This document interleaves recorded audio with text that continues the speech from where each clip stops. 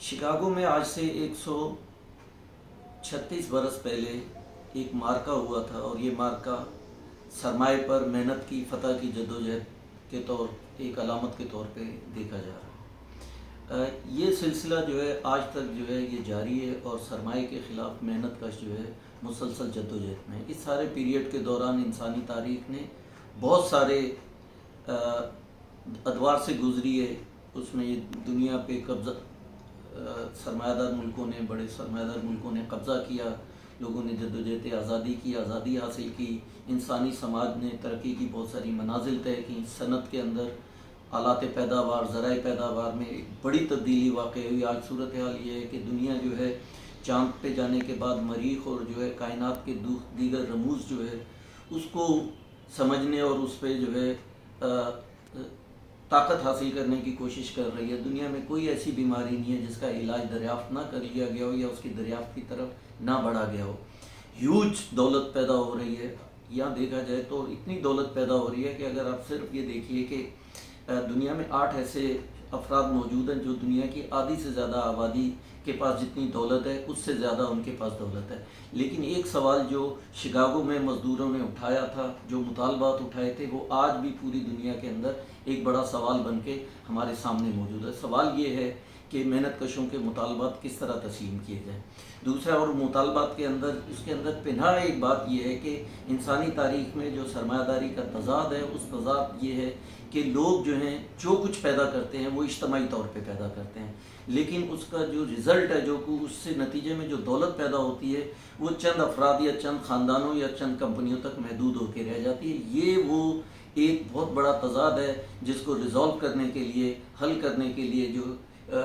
वहाँ पे शिकागो के अंदर मजदूर लड़े और आज भी जो है मेहनत कश उसके लिए लड़ रहे हैं। पाकिस्तान दुनिया के मुल्कों में जहाँ सरमायादार ममालिक के अंदर बहुत सारी तरक्की हमें नज़र आती है एज़ कम्पेयर टू पाकिस्तान और पाकिस्तान जैसे मुल्क, लेकिन वहाँ जो आलात पैदावार और मशीनों में जो तरक्की हुई है, वहाँ का मजदूर जितना कुछ पैदा करता है और जितनी ताकत के साथ, जितनी सलाहियत के साथ पैदा, इतनी दौलत के अंबार लगाता है, उसी हिसाब से जो है वहाँ सरमायादार उतना ही ताकतवर है वहाँ के मजदूर के मुकाबले पे जितना पाकिस्तान जैसे यहाँ पे जो मजदूर जो कुछ पैदा करता है और वो सरमायादार उससे जो हासिल कर लेता है। हम कंपेरेटिवली उसको देखते हैं कि पाकिस्तान के अंदर मजदूर की हालत बहुत ख़राब है और यूरोप के अंदर या अमेरिका के अंदर मजदूरों की हालत बहुत बेहतर है, लेकिन वहाँ के सरमायादार और वहाँ के मजदूर के दरमियान जो दौलत की तकसीम का फ़र्क है वो भी उतना ही उसके अगर रेशो देखा जाए जो पाकिस्तान के अंदर है। लेकिन वहाँ पे बहुत बड़ी जद्दोजहद के नतीजों में बहुत सारी हासिलात जो है बुनियादी हकूक़ की वो उन्होंने हासिल की हैं, लेकिन आहिस्ता आहिस्ता वो भी उनसे छीनने की कोशिश हो रही है।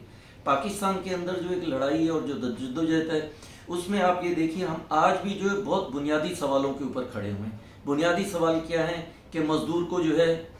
फैक्ट्री के अंदर जो 8 घंटे उससे काम लिया जाए, मज़दूर को जो है उनकी जो है कम से कम इतनी उजरत दी जाए कि वो एक ज़िंदगी गुजार सके, उनकी हेल्थ फैसिलिटीज़ उनको दी जाए, उनकी पेंशन की स्कीम होनी चाहिए, उनको यूनियन साजी का हक होना चाहिए, ये और तनख्वाह जो है या उजरत जो है उसके अंदर कोई तफावत ना बरता जाए, ऐसा फ़र्क ना हो जो सनफी बुनियादों पे औरत और मर्द के दरमियान हो। ये वो वो सवाल हैं जो 100 साल पहले ही जो है इनका हल तलाश कर लिया गया था। हम आज भी उन सवालों का हल तलाश कर रहे हैं और बदकिस्मती ये है कि पाकिस्तान के अंदर जो है मजदूर तहरीक ताकतवर नहीं है और मजदूर फ़लसफ़े की बुनियाद के ऊपर, मजदूर हकूक़ बुनियाद के ऊपर जो तंजीमों ने काम करना था, सियासी मुतबादिल देना था, वो इतनी ताकतवर नहीं है। इस वक्त देखा जाए तो पाकिस्तान के अंदर जितनी सियासी पार्टियां मौजूद हैं वो चाहे इस वक्त हुकूमत में है या हुकूमत से बाहर है या इससे पहले जो हुकूमत में थे या हुकूमत के अंदर है, उनके जितने उनके मंशूर हैं या उनकी पॉलिसीज़ हैं उसके अंदर कोई आपको फ़र्क महसूस नहीं होगा। आप ये देखिए कि 2019 में कोविड से पहले इमरान खान की हुकूमत जो है वो IMF के पास गई और उसने IMF से जो है $6 अरब का लोन लिया और उस लोन के नतीजे में पूरे मुल्क को गुलाम बना दिया। पाकिस्तान के डॉलर को डिवैल्यू किया, जो सब्सिडी, जो रियायत मजदूरों को, गरीबों को, आम लोगों को मिलती थी वो सब्सिडी विड्रॉ की। उसने स्टेट बैंक को जो है IMF का जो ऑन ड्यूटी बंदा है, जो उससे तनख्वाह लेता है, उसके ऊपर गवर्नर लगा दिया और जो है उसको पाकिस्तानी स्टेट से आज़ाद कर दिया। इस तरीके से उन्होंने एक जो है ऐसा मुशीर अपना लगाया खजाने का जो IMF का ही अपना बंदा था और वो इकोनॉमिक हिटमैन था। अब ये हुआ और उसका नतीजा आप ये देखते हैं, घी, बिजली, गैस, तालीम, सेहत, अद्वियात, हर चीज की कीमतों के अंदर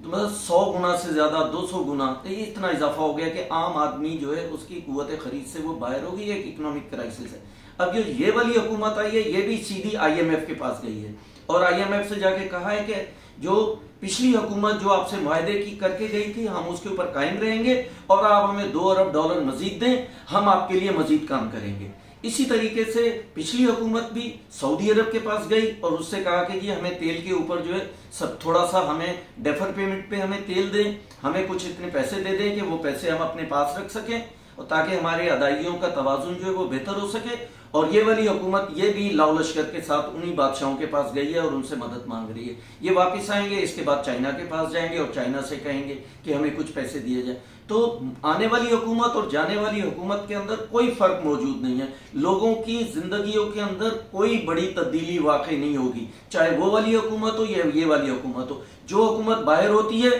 जो हुकूमत से बाहर हो जाता है, वो कहता है कि मैं साम्राज्यी इदारों के खिलाफ हूं। इससे पहले ये जो अभी इक़्तिदार में है, ये कहते थे साम्राज्यी इदारों के हाथों इमरान खान ने गुलाम बना दिया। अब इमरान खान जब बाहर है तो अब वो ये बात कर रहा है और लोगों को ये चील कव्वे के उसके अंदर डाल रहे हैं कि कौवा चील जो है या कौवा जो है आपका कान ले गया। लोग अपना कान नहीं देख रहे बल्कि वो कव्वे की तरफ देख रहे हैं। मैं लोगों को ये बताना चाहता हूं कि इस मुल्क के अंदर जितनी पार्टियां, इनमें से कोई पार्टी IMF के खिलाफ नहीं है, कोई अमेरिका की बालादस्ती के खिलाफ नहीं है, कोई जो है इस मुल्क के अंदर जो है कोई बेहतरी और मेहनत कशों के लिए कोई अपना मंशूर नहीं रखती। बहुत जरूरी हो गया है कि मेहनत कश तबका